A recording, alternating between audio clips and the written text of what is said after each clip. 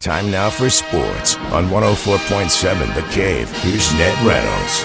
Mike, the intern, Ned Reynolds, back in the studio on a Tuesday morning. The men's Final Four was set yesterday. Now we know the ladies' Final Four. And is it pretty much the same as the men's? In a sense it is, yeah, because Connecticut is there, as everyone kind of thought they would be. There were two games last night out in Spokane, Washington. Texas defeated Texas Christian, TCU, 58-47. Kind of expected, although TCU has this young star on their team, Haley Van Lith, who is in her third college, but it didn't pay off with the championship.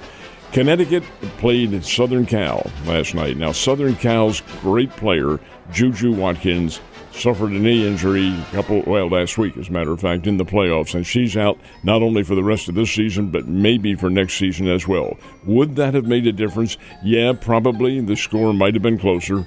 Connecticut wins 78-64. Another brilliant performance by Paige Beckers, who is into her final games as a collegian. She'll go into the WNBA next year. Beckers had 31. But Connecticut, which gets richer every year, has a freshman player named Sarah Strong who only hit for 22 last night. Southern Cal's good, but they weren't as good as Connecticut. So you have the matchups now coming up, and this is what has Gino Auriemma so totally upset. These games are Friday.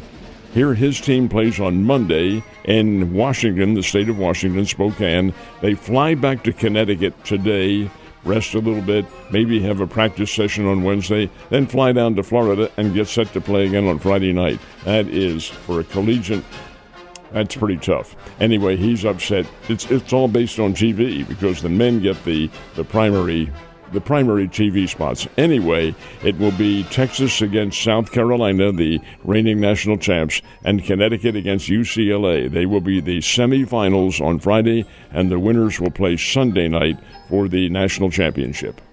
What I don't understand is the entire tournament, men and women's, has been staggered the entire time. Since the moment they started, it's staggered back a day. Why not just do that for the Final Four? Why don't we just stagger it women Sunday, Monday, men Friday, Saturday, women Sunday, Monday? Why is that not hard to figure out? Well, because TV contracts are so convoluted with different sports going on that they have to separate them for the monetary purposes. Money tells the whole story and where you are programmed on your scale. So it's very complicated. Logically, that would seem to be the case. And maybe even have it in the same place, but oh no, then you have a different profit circumstance altogether. You would never see this kind of money being spent on hockey in the United States of America when it comes to TV, but the Canadians love that sport, and they'll pay whatever they can to have it. And they have. The National Hockey League isn't exactly swimming in money like the NFL and, in some respects, Major League Baseball, but they hit the jackpot yesterday, at least for a while they did. The NHL and the Rogers Communications Group, which is big in Canada, signed a new 12-year agreement for $7.7 billion. And think about that, $7.7 billion. That's what Rogers is going to pay to the NHL. That will help them out for a long time. Now, the TV rights in the United States are good for another, I think, 2 years, if I'm not mistaken. ESPN and Fox and some of the other people, NBC, have them as well. But their agreement is only $4 billion, I should say. This is $7 billion for 12 years. We'll see what happens when the contracts in the United States come to the fruition, so to speak. Money talks. All right. If you were one of the lucky ones growing up in high school that got to play a sport that ran you until you puked, you know exactly what this award is because it's literally one of the biggest you can get, and I'm talking about wrestling. And the kid that pulled the upset a couple weeks ago is the recipient. He is indeed. The award is the Hodge Award, named for Danny Hodge, one of Oklahoma's greatest wrestlers, and is still around. He wrestled up here in Springfield in the pros. I remember him very well. Great star. Anyway, the Hodge Award has gone to a wrestler named Wyatt Henderson, who is a second lieutenant in the United States Air Force.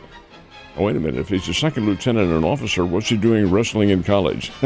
That's the key. He graduated from Air Force Academy, but still had a year of eligibility left. And he wanted his commission, number one, and he wanted to keep wrestling. So he transferred for 1 year to Oklahoma State. Big kid, 285 pounds. And who does he meet in the Championship, which was held in Philadelphia, with President Donald Trump watching the event. He meets a guy by the name of Gable Stevenson out of the University of Minnesota, who has won 70 straight matches, 7-0, and the Olympic gold medal. All right, they have a standoff match. It is great.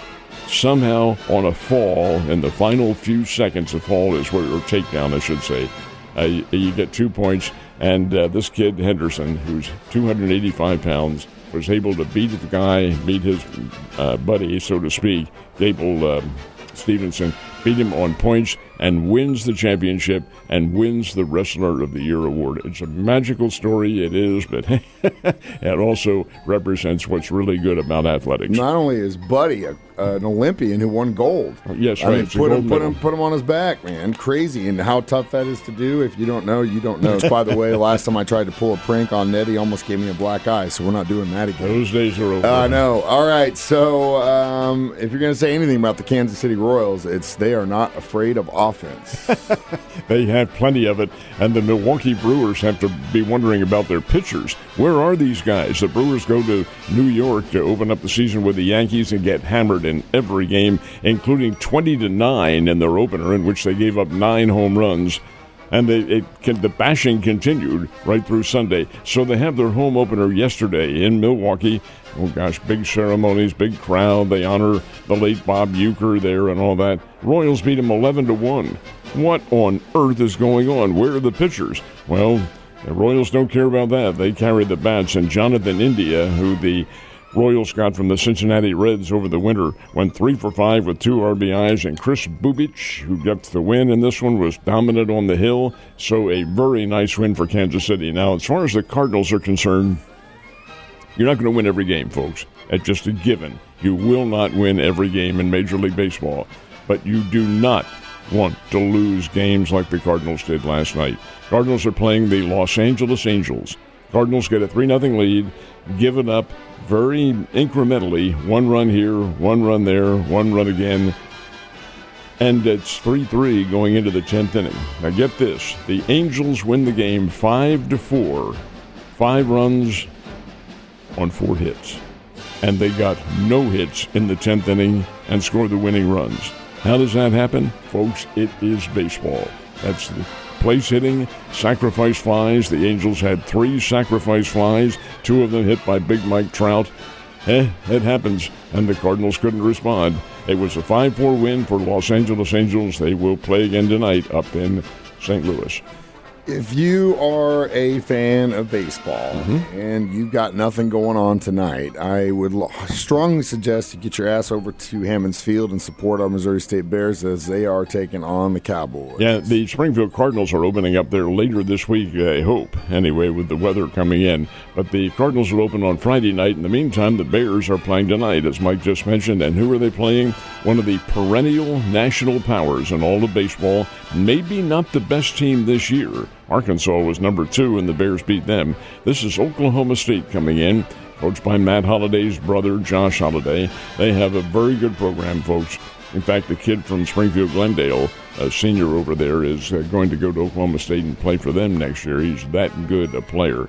But the fact is that Oklahoma State comes in here to play tonight, 6:30 game. The Bears are primed and ready. They think they can hit the ball with any team in the country, and they probably can, but tell you what, so can Oklahoma State. May see a lot going on tonight. It's going to come down to some pitching or a lack thereof. You going to the game? Oh, yes, absolutely. Yeah. All right, well, last but not least, you hate to see this happen to any team in baseball, especially when we're literally under the first week of the season, but the Braves seem to be born under a bad sign. They got a kid from the San Diego Padres, and he's not a kid, Jurickson Profar. He played down here in the Texas League. He's a kid from Curacao and was a member of the Curacao Little League team that won the Little League World Series about 20 years ago. Jurickson Profar, who is 32 years old now, had, 24 home runs for the Padres last year, free agent. Braves get him big. He's going to really be a big boost to their offense. He's out for the first half of the season. Is he injured? Nope. Tested positive for performing enhancing drugs. And this one may have been a mistake. We'll give him the benefit of the doubt, but it doesn't make any difference. The law is there, the rule is there, so he is out for 80 games, and Mike, that's half the season.